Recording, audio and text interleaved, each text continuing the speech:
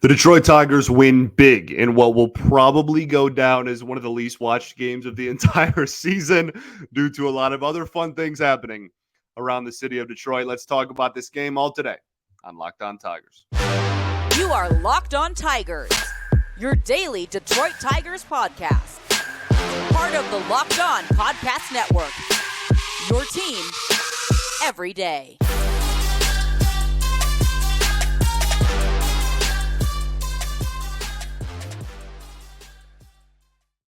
What is up, everybody? Welcome back to another edition of Locked On Tigers. I'm, of course, your host, Scott Bentley. Today is Friday, September 8th, 2023. Thank you so much for making Locked On Tigers your first listen every single day. We are free and available wherever you get your podcasts, including YouTube, part of the Locked On Podcast Network, your team every day. This episode is brought to you by Bird Dogs. Go to birddogs.com/LockedOnMLB or enter promo code LockedOnMLB for a free water bottle with any order. You won't want to take your Bird Dogs off. We promise you. Well, the Detroit Tigers win big, a 10-3 commanding victory over the New York Yankees in the Bronx. A fantastic win. I mean, really all around great bullpen. Solid starting pitching. This wasn't like May Erod, but it was, he was fine. And obviously the offense got him out to a very, very big lead. And I mean, pretty early on too, they were up, 8 after the fourth inning, or they had scored 8, I should say, after the fourth inning. So we're up 5 runs going into the fifth. That's a recipe for success and gives you a little bit of vote of confidence when you are on the mound. And that is certainly, I mean, Erod, 6 innings, 4 hits, 3 earned runs, 4 walks, 4 strikeouts. Again, certainly not the best version of Erod that we have seen this year. But I mean, for a game in which yesterday you had to go to your bullpen way earlier than you wanted, or I guess 2 days ago as you're listening to this, than you wanted. Now you get to enjoy a game where, okay, Erod, in a closer game, maybe he's going 5, right? Maybe he's not really, we're not as confident, or he's got a short leash in the 6th inning at least.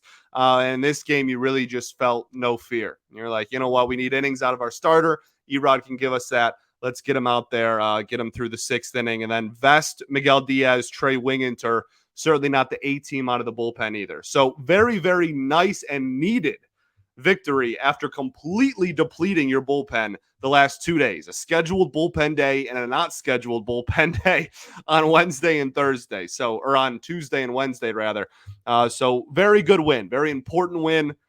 Vibes are high. All right. Vibes are high around the entire city of Detroit right now. But that's why if you're a midnight watcher, that's why this episode is not even close to midnight, because the Lions game was on, and we certainly watched all of that and then celebrated as well after. A lot of phone calls to friends and family and whatnot. A fun evening for the Detroit Lions, but a very fun evening for the Detroit Tigers as well. So let's get into Erod specifically. Let's break down his performance. Again, I just give you the final line. Really, the command is so often what we talk about with Ed, right? Like, it's one of those things where when he is on, and you can say this about really anybody, but when he is really on, he never needs overpowering stuff, right? He never needs a 95 plus mile an hour fastball. He's going to just pick his spots. And especially as a lefty, I mean, they showed the stats. I don't think in this game, I think it might've been his last start, but he's been one of the best starting pitchers in all of baseball against left-handed hitters. And so that's obviously a huge weapon as well. He doesn't have overpowering stuff, and he doesn't need it. It's just consistently pestering you with pitches on the black, and it's all just different variations of fastballs and then a changeup thrown in there. And so it's all tunneled beautifully. And when he's hitting, I guess for him, when he's hitting arm side down, almost unhittable no matter if it's a righty or a lefty, because he will tunnel a four-seamer with a changeup, with a cutter, with a sinker, all in unison, and you will have no clue which part of the bat it's going to hit. And it's just weak contact city. And that is what, outside of the home run, that is what he mostly gave you in this game. Now, the command did get away from him at points. And that's something that we haven't seen too terribly much. Certainly not before the injury. We didn't see that really at all. He was dominant. He was one of the best pitchers in baseball. Since he's come back from the injury, it's been a little bit more common, but 4 walks for him is even kind of an anomaly. That's this is a guy that at the end of the day, he's going to challenge you. And that's why I love watching him pitch. That's why I will always be open to Eduardo Rodriguez or a pitcher like Eduardo Rodriguez being on my baseball team, because he is going to challenge you. And sometimes he's going to give up homers and sometimes he's going to have rough outings.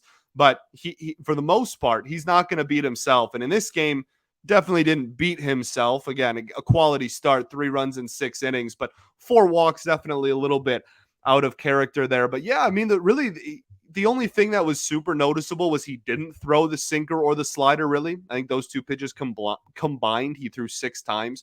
So it was kind of a 3-pitch outing. I don't know if that was a scouting report thing, or if that was more of a, just didn't have a feel for those 2 pitches and realized it pretty early on thing. But whatever it ended up being, whether it was either of those 2 things, not upset with the performance. We're just at a point now where really every Erod start we're looking at and going, how does this affect the contract this winter? Right. That's pretty much where we're at. He's going to have 3 more starts this season. 3 or 4 more starts the rest of the way. I mean, you're talking about every single start now. Like, how does this affect? It's like, the people that, there's that joke where the people in the replies on Twitters, no matter what it is, it's like, how does this affect LeBron James's legacy? Right. Like, even if it's about cricket or whatever, that's kind of like what we're at this point. Like, how does this affect Erod's contract situation though? That's kind of, or how does this affect Erod's AAV this winter? That's kind of where we're at. And I mean, 3.18 ERA, even after giving up 3 runs tonight, he certainly had a great year. He's opting out. The question is, can you still retain him and negotiate a contract with him after he opts out? Because he will. I see no reality in which he's opting into this deal. But that doesn't mean he's not going to be a Tiger next year. That just means that the contract terms you currently have him on are in no way, shape, or form going to be the ones that are going to be carried over into next year. You're going to have to give him a raise, and you're probably going to have to add on a year to the end of the deal on top of that, or on top of his present deal. So if you do that, then I think we're talking about a situation where Erod is still on this baseball team next year. I mean, we can go back and re-talk about the trade thing. Would you have, whose fault is it, et cetera, et cetera. Fact of the matter is, we're a month away from his free agency being a reality, and we need to determine the best plan of attack for the Detroit Tigers. And if I think, I don't want to get too far down this rabbit hole, and we'll go more in depth on it in the winter, but I think there is a legitimate conversation around, if he wants on too high, I guess is the way to phrase it. If he wants a certain price, I think there is a price where it just becomes, you know what? We're not going to double down on our mistake. We're not going to not trade you and overpay you. And you're just going to have to count your losses and let him walk, even though you couldn't trade him, which is a huge blunder and a huge black spot on this season. And we'll talk about at the end of the year. We'll get in a whole discussion about, I didn't expect to talk about all this.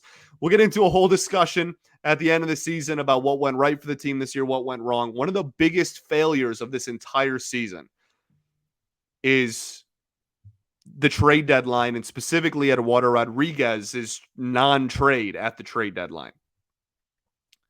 Again, not saying there's not a price that I think is fair. I'm not saying you just have to let him walk either. But I think that there is a certain price you hit where that discussion becomes a very real possibility. We'll talk about that more in the winter. Back to the matter at hand, though. This game, fine. Fine outing. Not great, not terrible. We'll take it on to the next. Let's get to the bullpen. Then we'll get into the offense, which exploded for 10 runs in this ball game. But first, I got to tell y'all about our friends over at Bird Dogs. Bird Dogs are the best. I just wore mine yesterday. I now have I have 3 pairs of shorts and 1 pair of pants from Bird Dogs. My collection keeps growing because I wear them all the time. They are the best. They are comfortable. They are designed to fit slimmer through the thigh. They give your leg a truly sculpted look. They do the exact same thing as Lululemons, but they fit way better and they're more versatile. You can wear them anywhere. Have worn mine like to the lake. I've worn them even just straight up swimming. I wear them golfing. They are my favorite pair of golf shorts. I wear them to like grad parties, like outdoor events, like they and even just lounging around the house. They're comfortable. They fit great. I cannot say enough good things about this product. Genuinely, they stretch, so they fit well without having to sacrifice movement. The list goes on and on. They are the best in the business for a reason. So go to birddogs.com/LockedOnMLB or enter promo code LockedOnMLB for a chance at a free Bird Dogs water bottle with, not a chance, I don't know where I got chance from, for a free water bottle from Bird Dogs with your order. That's birddogs.com/LockedOnMLB for a free water bottle at checkout. There is no chance. The chance is 100%. You will be getting that water bottle. You won't want to take your Bird Dogs off. We promise you. All right, everybody, welcome back here. Segment 2 of Locked On Tigers. Appreciate you all for tuning in, making us your first listen every single day. Shout out to the everydayers that do tune in every day. We'll be back tomorrow. No, we won't be back tomorrow. We'll be back on Monday, recapping a series against the Chicago White Sox. We'll preview that at the end of the show. So let's get to the bullpen really quickly. Will Vest, 1 inning, perfect ball, 2 strikeouts. I don't know what adjustment he made, but this dude went from like 2.5 weeks ago, me being like, he's not going to be on this team next year. He's just been so ineffective since coming back from injury, to me being like, okay, at worst, he's going to have a chance to prove himself in spring training and earn a spot back. Like just complete 180. I think, last offseason we did kind of like percent chance of this person going to be on the team next year type of conversation for everybody on the 40 man. And I think his has maybe changed the most the last 2 weeks, which if you want to talk about magnitude of September baseball, I say it all the time. And like, maybe I'm just like a nerd who's just obsessed with this beautiful game and this team and this sport. But these guys aren't playing for nothing. There's still a lot on the table here in September. And I think Will Vest is a prime example of that. Finish up the bullpen. I've completely lost my train of thought there. Miguel Diaz, 1 inning, 1 hit, one inning, 1 hit, 1 walk, 1 strikeout. Goodness, a lot of ones there, but no runs given up. Still has a 0 ERA. Still, I mean, again, like I said it a few times now, but if you date back to the beginning of spring training, he has not given up a run at the major league level this entire calendar year. And yeah, it shows. He's got good stuff. I worry about I feel like I've said a lot about why I like him and not about my hesitations with him yet since being called up. I love the change-up splitter thing he's got going on. It's disgusting. It's nasty. It's 90 miles an hour. It has incredible movement. It gets ground balls and swings and misses. All good stuff. I do worry about the major league fastball, something that we've talked about with quite a few guys in this bullpen, just on this pitching staff in general, really. So that's kind of, if he can I don't know if it's a spin thing or, his command is never going to be pinpoint, but it's never going to be awful. That's not really a talking point with him. It's more of just like, I don't know how effective a 1 inning reliever can be without a plus fastball. Like that just seems to be kind of like a prerequisite for it. But again, so far he's been great, and I really like Miguel Diaz, and again, have since February. So I'm glad to see him doing well with this opportunity. And then Trey Winginter closes the door. 1 inning, 1 hit, no runs, 1 walk, and 2 strikeouts. Yeah, I don't know. I'm kind of sour on Winginter. I don't know what's going to happen with him this winter. He just missed so much time due to injury. And when he was healthy before the injury in April, he wasn't that great. So I'm glad that he's getting a look now. That's what September is for. I would have called him up too. I support him being here, but it's just I don't know, long term. Man, we really are in September, eh? There's a point in the season every year that I do this. There's a point in the season where I stop talking about how all of these performances affect the season at hand, and I start talking about how all of these performances affect the next season, and we're here. Just subconsciously just realized, thought back, and I've done that with literally every single person we've talked about so far. I don't think that's going to stop either when we switch to the offense. So we really are toward the end of this year. That kind of brings a tear to my eye. But yeah, I'll be interested in seeing how they handle Wigginton. I don't think he's going to be a priority, but I also think that they want more of a look at him than the 20 innings or whatever that he's given the team this year. So we'll see what happens. Let's get to the offense, though. Let's get to the offense. I want to start with the lineup. If you would have told me that this lineup would have put up a 10 spot on the Yankees, I would have laughed in your face before the ball game. I mean, and there was clearly a method to the madness, right? I mean, it worked, A, but B, this was outside of Kerry Carpenter, a righty heavy lineup. This was all righties and Kerry Carpenter against Rodon in this one. So clearly there was a game plan and they wanted to execute it. And even Carpenter, we'll take our strides, right? Like we'll take baby steps here.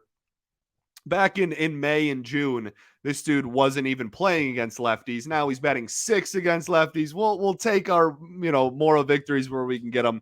He'll get up there eventually. And objectively, he is not as good of a hitter this season against lefties as he is against righties. But this lineup really executed, and they came through. And like Rodon is just, that's really unfortunate because this dude was a blast to watch when he's been healthy the last couple of years. And this season has just been not only a train wreck, obviously, for the New York Yankees, but just an absolute disaster for Carlos Rodon. And I feel really bad for the dude. A lot of years left on that deal. We'll see if he can maybe salvage something. But the odds of him living up to that, I think, are pretty slim at this point. Just injury-riddled season, and when he has been on the field, has not been effective. ERA was like 5.5 going into this baseball game, and we talked about that yesterday. We didn't say winnable, and they did, in fact, win big, so that's good. But yeah, just really unfortunate situation for him and for the Yankees. I hope that he can turn it around for his sake. And the Tigers took advantage, and good for them, man. Like for as much as I complain about, I guess I could stop the sentence there for a lot of people, but as much as I complain about the fact that everybody's get right game is against the Tigers and whatnot, they didn't in this one. And it's important for me in this position to give credit where it is due and not just completely gloss over that, right?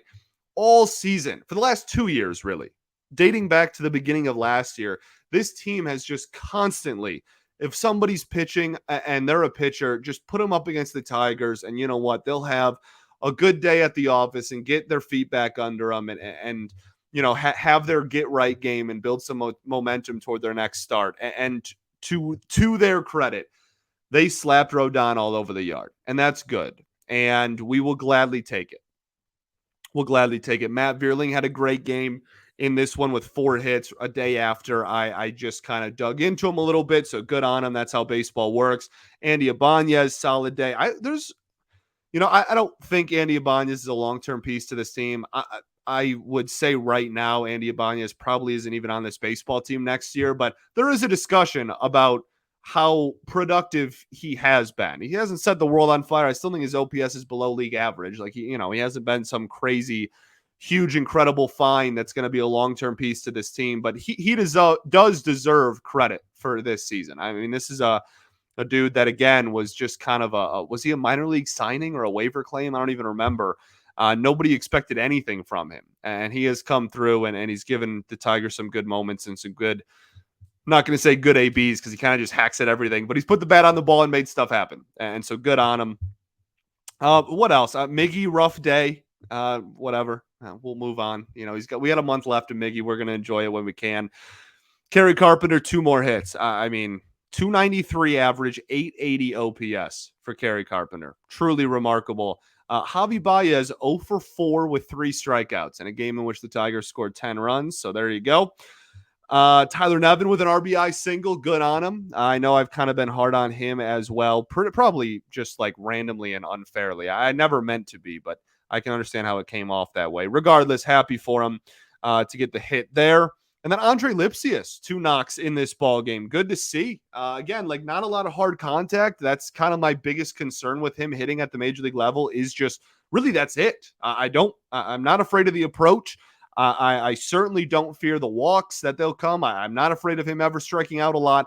I just fear about solid contact. And even in like one of his hits was just a complete like blooper to right field. Not a lot of hard contact there. But if he can go out there and just the remainder of this season just prove that he can hit the ball hard every once in a while, I think that would go a long way. But solid defensive game at third as well. I know he had the one play where the ball kind of hit the heel of his glove, and I don't think he was able to get the guy running down the first baseline in time, but made a couple of nice plays as well. And he'll be a sound defender. He'll never be, like a Gold Glove candidate over there or anything. He'll never be a huge plus, like 5'7" OAA type of guy over there at third. But I think he could be a solid, 0+1 defender at a few different positions. So we'll continue to, and I'm just glad he played in a dang game. I'm glad he started. Goodness gravy. Keep starting him. I don't need to see Matt Vierling at third with Andre Lipsius on this roster. Okay, cool.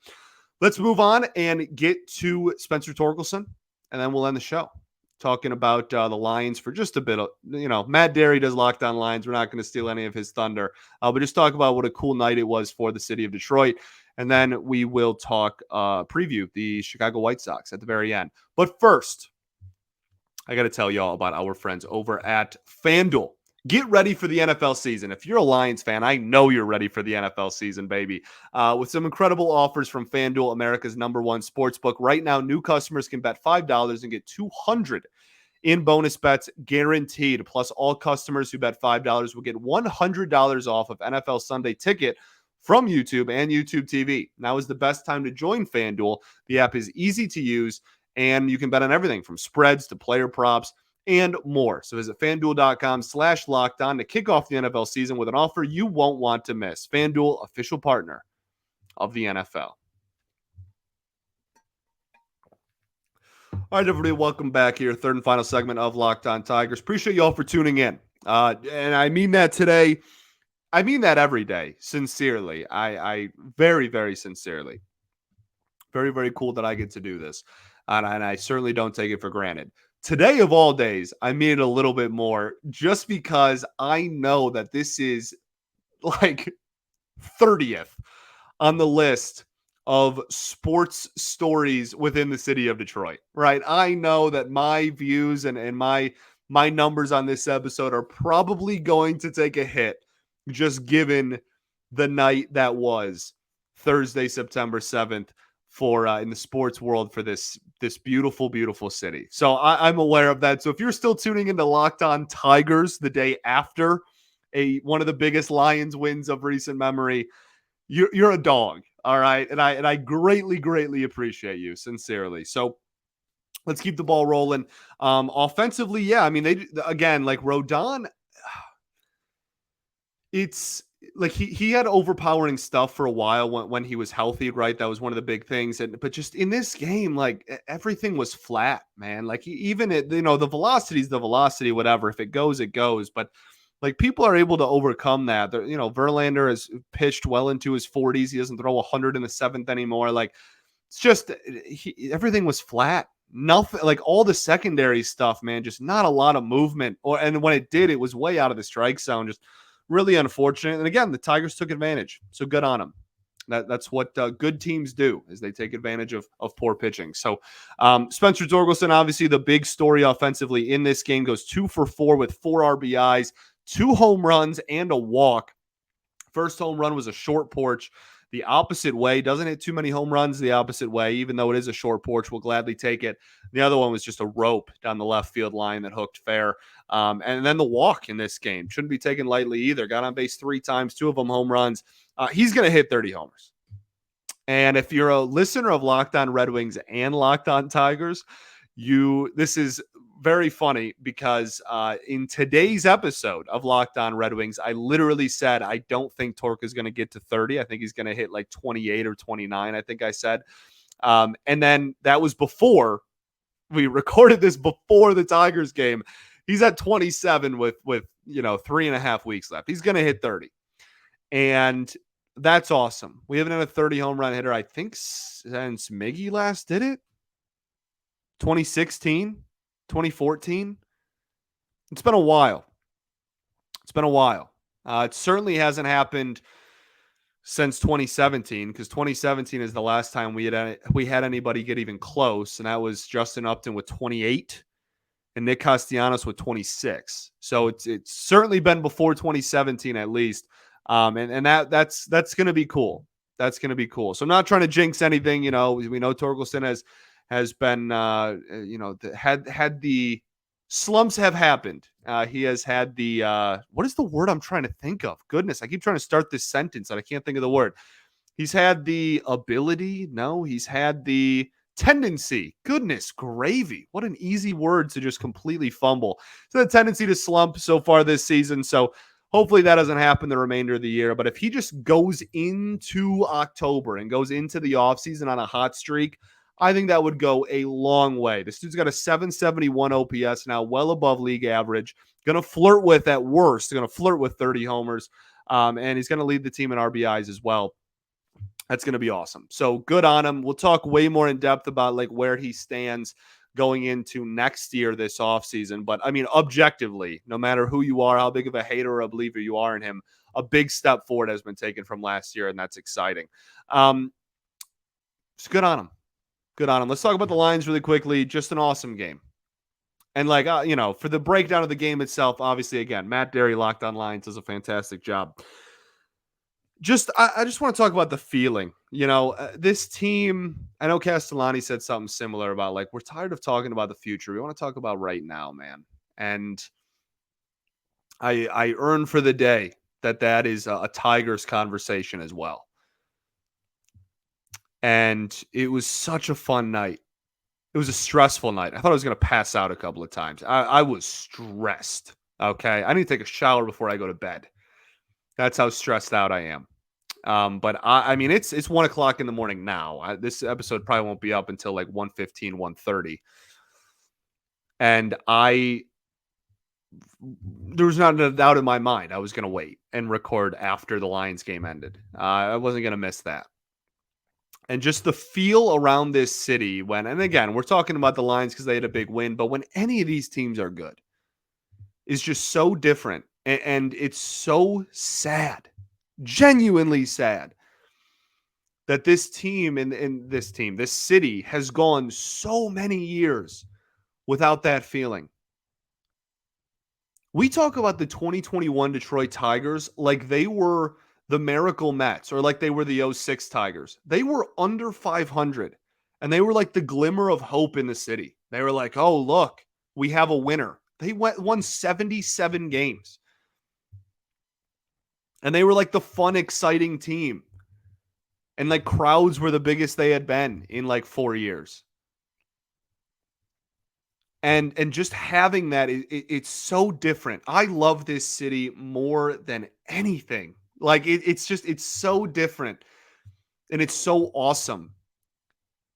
And it truly is any of them, the Lions have the history of just being always awful. And like that carries a lot, like a completely even different weight than the other three. But like how quickly we forget how much different this city feels when the Tigers are good. Or like, do you remember the going to work Pistons and how effing awesome the city was when the Detroit Pistons were a bunch of dogs?